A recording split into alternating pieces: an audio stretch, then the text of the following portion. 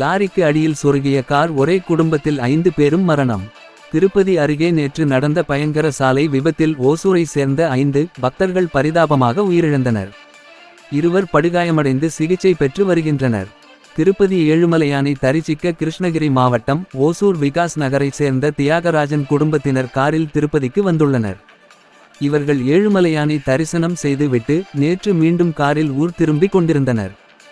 அப்போது திருப்பதி சித்தூர் தேசிய நெடுஞ்சாலையில் சந்திரகிரி தோட்டவல்லி எனும் இடத்தில் அதிவேகமாக முன்னால் சென்ற ஒரு கண்டெய்னர் லாரியை முந்திச் செல்ல அந்த கார் முயன்றதாக கூறப்படுகிறது. அப்போது எதிரே மற்றொரு வாகனம் வந்ததால் நிலை தடுமாறி கண்டெய்னரின் பின்புறம் அந்த கார் வேகமாக மோதியது. இந்த கோர விபத்தில் காரில் பயணம் செய்த தியாகராஜன் உட்பட 5 பேர் பரிதாபமாக உயிரிழந்தனர். 2 படுகாயமடைந்தனர்.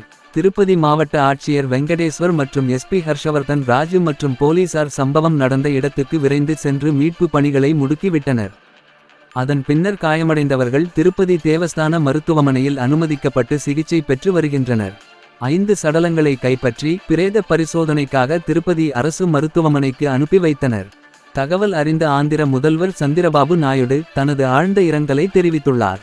மேலும் காயமடைந்தவர்களுக்கு சிறப்பான சிகிச்சை அளிக்கும்படியும் உத்தரவிட்டுள்ளார்.